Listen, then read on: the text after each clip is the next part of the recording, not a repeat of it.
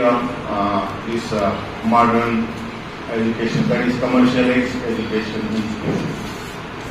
Do you have any concept in India, especially in Karnataka or in Mysore, to bring some of these schools, Urdu schools and Kannada schools, up to the level of convents? Up to the level of convent. Convents. Modern, it is commercialized. They are running like an industry. It is a commercialized institution, and government also it is not making budget to modernize the government schools. That is the reason why we are lagging. I got your question. What he is saying is, this is again very important. I am fully aware of this, what is happening. So, somehow, the Karnataka state government thinks that English, whoever, first of all, the Minister of Education is not having degree in education. Agree? Secretary of Education, is he having or is she having a degree in education? No. In America, Secretary of Education is the highest authority in education.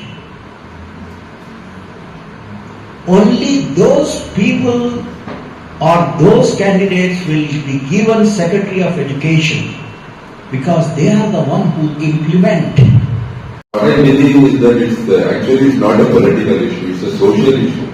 We have not addressed it in a proper manner so far. In the past 70 years of history, you could say, the dilapidated condition of the education, which is what we observe in particularly, I didn't talk about much of Kannada medium schools. The situation is with our two schools, which is closed as a concern. I understand. It's a social problem which we have not addressed. Right. We have to address, stating what you have said now. That's about why bringing the quality measures to the school education. Thank you. I don't want to talk to empty chairs. Excellent. Well, I'm going to ask question to B.Ed faculty members and as well as the students. Do you have one of the subjects, psychology of education? Yes, see, now they are responding. Oh, I'm so glad. Okay. Do you have philosophy of education? Yes, sir. Good. So, which one you like? But it is old now. It's obsolete. Nobody talks about psychology of education. But still we are teaching psychology of education. Now, what are we supposed to know? What is it? Wow, looks like primary school teacher here. So, there are ways how not to put you in sleep.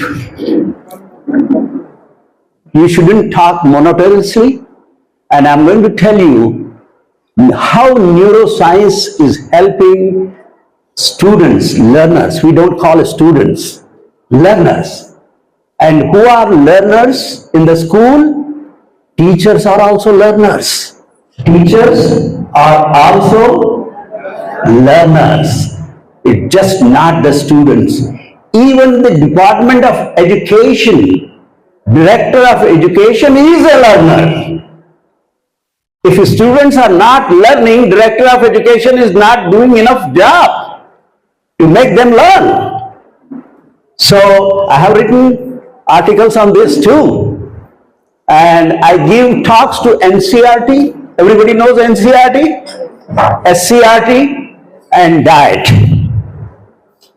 So, you are listening to a person who is just not ordinary, who is educationist. So, let's talk about neuroscience, how it is translating research into effective educational practices. Okay? And I want to dedicate my talk to my father, who is my teacher too. And he is no more, Qazi Ahmad Sahab. And now I want to ask you a question. What is the most important part of the body through which we learn?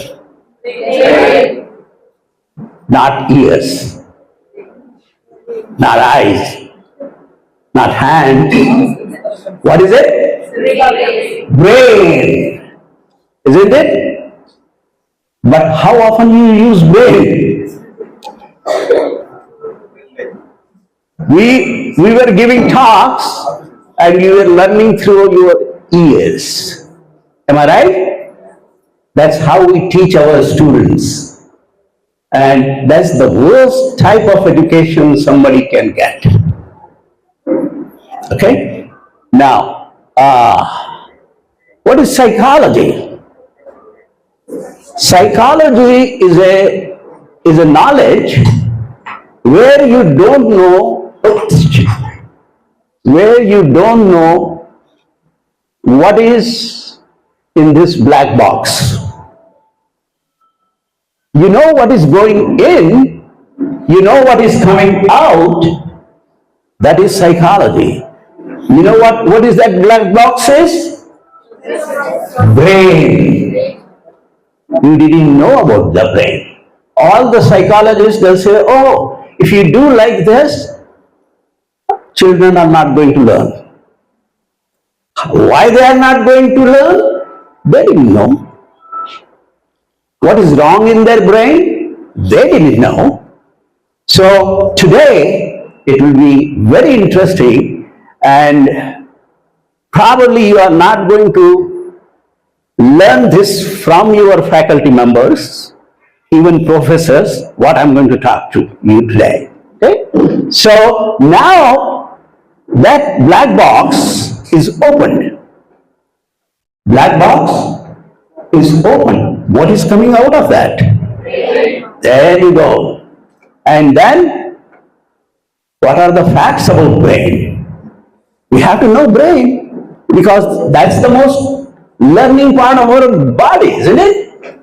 So, brain work day and night. You physically take rest, but brain doesn't take rest. Even in the night, it doesn't sleep. You get dreams. And another thing most important, why sleep is very important. When you learn something, you go to sleep, it is like clicking the computer, enter. And the hard drive, what it does? It stores whatever you have learned. So that's how the brain works. So that's why in nursery schools, you ask the kids to sleep in between. Why? Because whatever you taught them should be stored in their mind. If they don't sleep, they will not store that. It will go away. Got it, everybody? Are you with me? Excellent. So, though brain is a 2% of our body, but takes 20% of the energy. Alright? And you can light a 25-watt bulb with that energy. So, very often here we are outage of the electricity. What you could do? Plug in a bulb and you get 25-watt light. That is strong. So much energy. And there are so many things. Neurons. Neurons are what? Nerve cells, isn't it? Nerve cells. So they are the unit of our brain. And how many nerve cells are there? 100 billion. Remember this. And once a child is born total asset of neurons are 100 billion. Nothing more will be added. There will be subtraction. You may lose continuously. As we age, we lose the neurons. But brain has such a capacity that you won't feel that you are losing the neurons. So, all right, glial cells are the, in between are glial cells, which are like a glue. They put glue in between the nerve cells, but they also feed nerve cells, all right? One most important thing, when you learn something, for example, this is a fan, isn't it? How do you know it? Because I had past experience and my brain has neuronal connections. My brain had neuronal connections, and that, oh yes, this is fan. Oh, this is microphone. So this is based on how many neuronal connections you have developed for microphone. I'm going to ask some question. I'm going to show some pictures. Probably you are not going to know that, but you can attempt. Okay. So on, you know how the pin head, this is pin, the pin of the head can hold up to 30,000 neurons. 30,000. They are so small. Got it? And now, this is neuron. This is neuron. See how I have seen science exhibition here. Some of the kids have the model of this neuron. Okay? This is cell neuron, body of the neuron, nucleus, and you are seeing the branching coming off. These are called dendrites. All right, and then there is axon here and axonic terminals here, and another neuron starts here, and here is the dendritic terminals connecting to the axons. If suppose my hand, how does it look like? Neuron.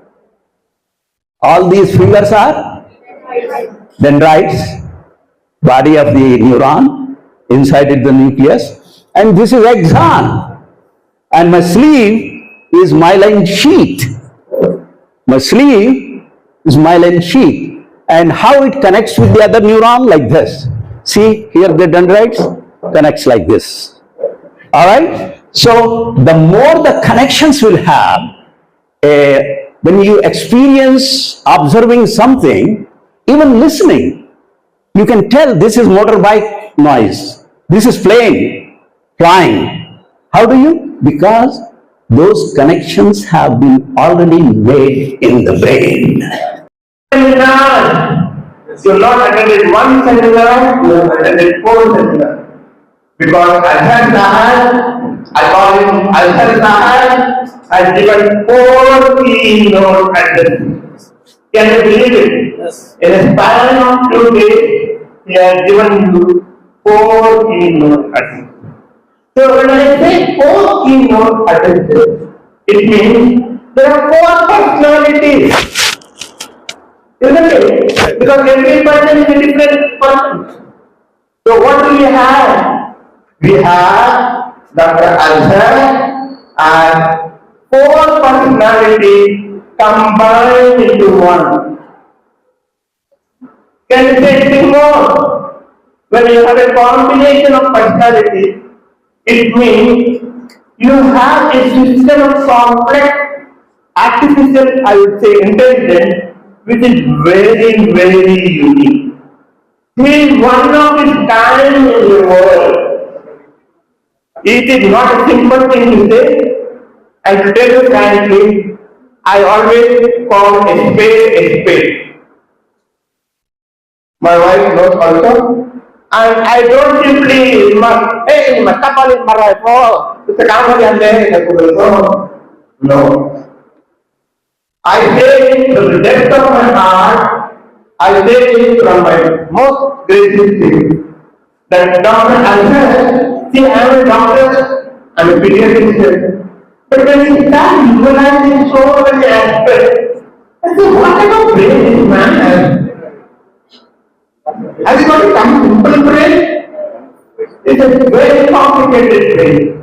The first personality is BSc. When you do a BSc, many people are satisfied with it. What do you do? BSc के बाद काम ढूंढने क्या होता है? This is the first personality. The second personality is very, very unique and very important for you to remember is BS quality. What is it? BS quality. See, you are all BS. I love you all. I started this institution. No, we were about to close the BS college. But I said we had to have a BS college. Like it or not, with the help of Uda Group of Institutions, with the ICRA Foundation, we rejuvenated this BS college. So when we start rejuvenating, we have to go ahead. We have to make a progressive step. We have to approach in such a manner. We don't want it to be closed again. We have constraints. We have financial difficulties. We have what is called so many laws, so many rules, so many regulations. But life goes on. I want each one of you, the BA future teachers. What have I called you? Not the other big dignitaries. Because I want you to be a competent teacher, and the shining example is sitting in front of you, sitting behind you. He is a focus, absorbing radiation. See to it that what he has achieved in life. So I said the first personality is a BSc personality, second personality is a teacher personality. The third is he did his MBBS to become a doctor. So when you become a doctor, it's not a joke. I have struggled. I used to study 16 to 18 hours a day. And how much we know. He knows, I know, and the doctor knows. And the doctor right now, Prince Nayar knows. How much? Doctors don't have that much of respect as what we were having before. Doctors have become the scum of life. Teachers are, the public have not aware how much doctors struggle and cope and try. I know, he knows, Dr. Nayar knows. So this is the third personality. The fourth personality, which is very, very important, is a personality of an attitude of giving back to the community. See, in the morning when I gave a welcome speech, what did I say? When you get something, you make a living. See, the teachers get salary, you make a living. But when you give something, you make a life. You make a life for that. Okay? I want to go on and on, but then I've exceeded my 7 minutes. So let me first I'll come down. I'll stand behind him to take a photograph. Today, doctors have visited your school, Urdu school. Morning, they visited your school. So what do you want to say, sir? You want me to tell what you? Yes, sir. Today, what visited your school? The students still have this no. Teachers also waiting. क्या हुआ? तो बोला. सुबह में क्या बात है? Just 1 minute, sir. 1 minute? Okay, I'll do. Doctor Azhar साहब का मकसद ये है कि जिंदगी तरक्की करने के लिए, आगे बढ़ने के लिए क्या तरीका होगा? ये तरीका होगा मातृभाषा से सीखो। मातृभाषा का क्या फायदा है? उन्होंने कहा है कि मातृभाषा से अपने न्यूरॉन जो डेवलप हो रही है, आगे बढ़कर दूसरे चीजों को सीखने के लिए बहुत सारी हमारे डॉक्टर Yes. जी, और उन्होंने इनका मकसद ये है कि जो भी स्कूल है, उर्दू स्कूल है, उन स्कूलों को एक स्टेट में लेकर आए, एक स्टेट तक पहुंच जाए, जैसे कि एडवांस इंस्टीट्यूशन की तरफ एक मॉडल एग्जाम्पल बने। हम लोगों की तरह कम क्यों है गरीबी है, गुर्बत है, सब है, मगर उनको बहाने हैं। Don't find excuses, find solution. और इस सोल्यूशन के लिए डॉक्टर अजहर साहब ने काफी नसीहतें दी। Hello, it's my pleasure, and my students and other audience and eminent personalities like Dr. Saab here, another Dr. Saab here, and my God, I have 3 doctors here. So I'm most privileged by all these doctors and great audience and teachers and teacher students. This is my internal motivation. I don't believe in external motivation. Same thing you should do when you start your teaching job. So overjoyed. Thank you very much. Today we have a very distinguished personality in Dr. Qazi S. Azher, who's come all the way from America. And along with, we have Dr. Zakir Hussain Sahab, who's again, part of US and Canada. And more so for Mysoreans, is the son of the legendary personality, Professor B. Sheikh Ali. Well, we have all seen and grown up in the midst of this Mysore city with Professor B. Sheikh Ali Sahab as a very premier personality of Mysore. And I am sure most of the persons in the audience would have seen and met him. And if you have missed out something, one of the best in this world. And his books that are on display, is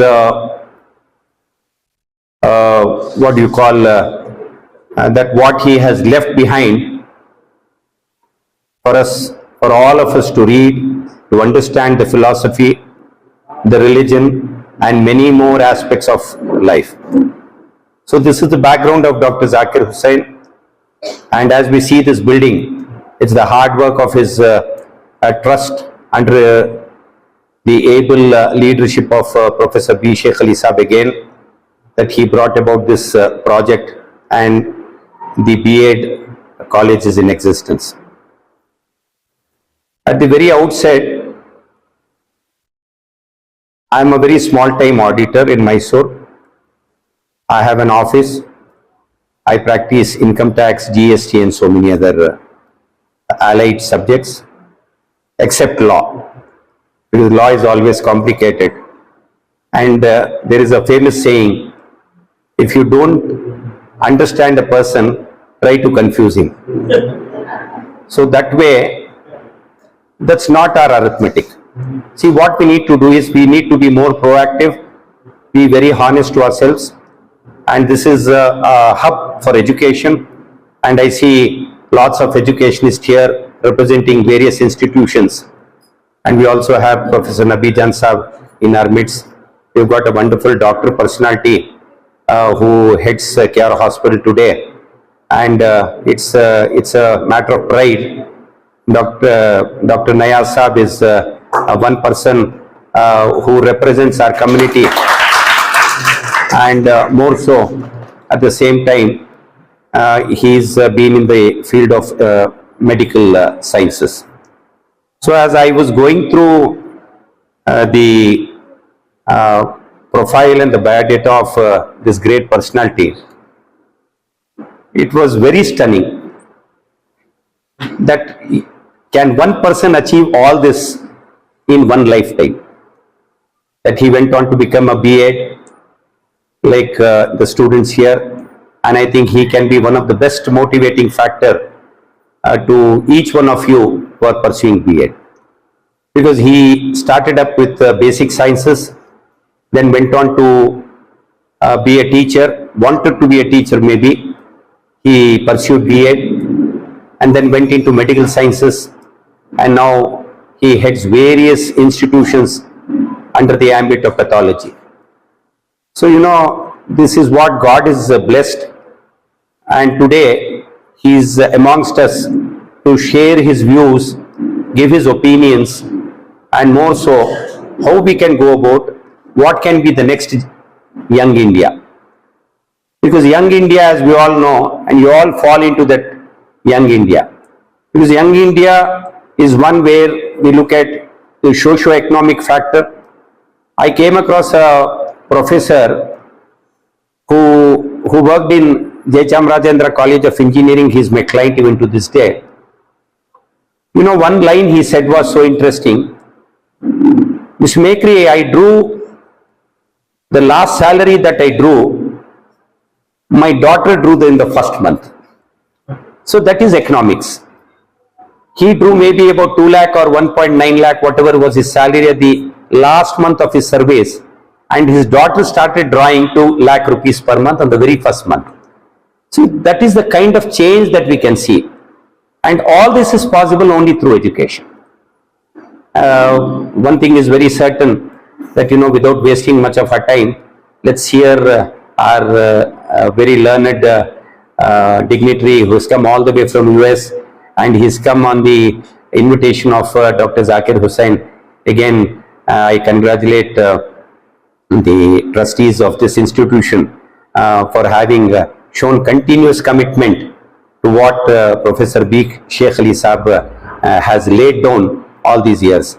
My associationship with him the last 30 years in New Muslim Hostel is an example. And prior to that, always, he's my fatherly figure, because my father and he both were of the same age. And 3-4 generations know him. Most of them in Mysore, 3 to 4 generations knew him. And likewise, today we are all blessed that Dr. Saab is also amongst us.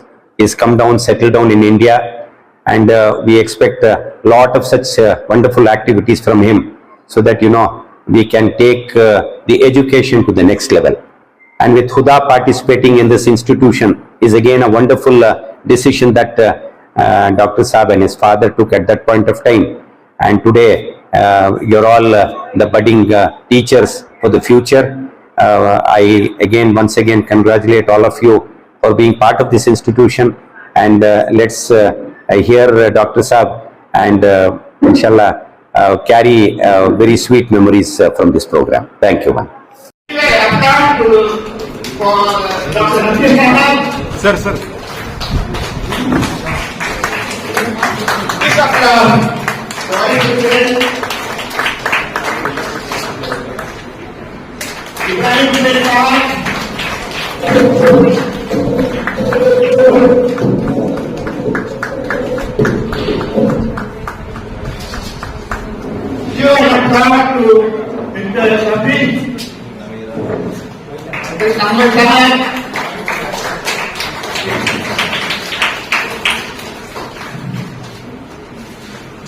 Give an applause to Dr. Kalma Abdul who has come on behalf of Dr. Takleen.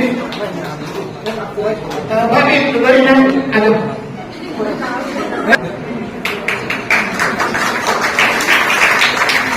I call them this event would not have been possible on Mrs. Pari, who has been a wonderful spirit and who has cooperated utmost in getting this function a success.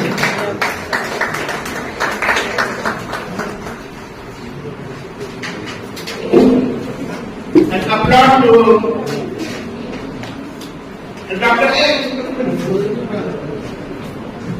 Dr. Ismail.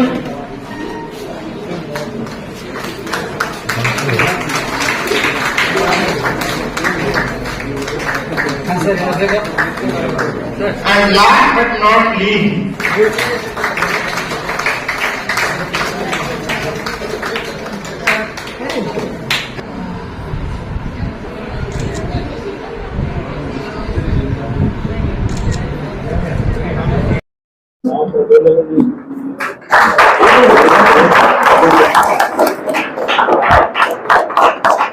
Thank you.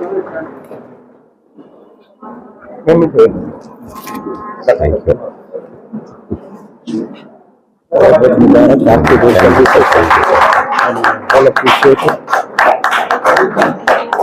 Thanks for all the service for the country. Alhamdulillah.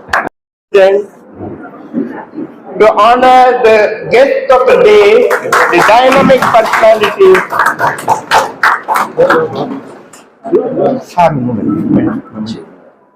Call upon Mahati Sahab, Arif Mahati Sahab to garland.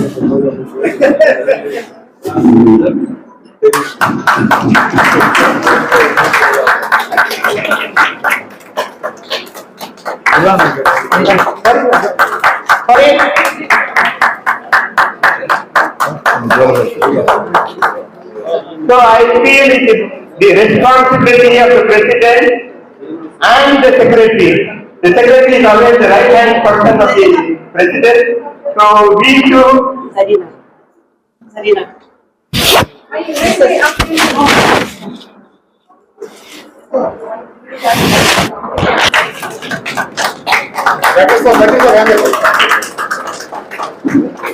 Thank you. Day in and day out. This personality is no one other than the administrator of this institute. See, when I say something, I said, things don't work out. The very unique thing about Dr. Sahab is, he's a pathologist, and he can detect the minute of mistakes. That's what a microscopic vision. So when he has to say something good about us, it is something remarkable.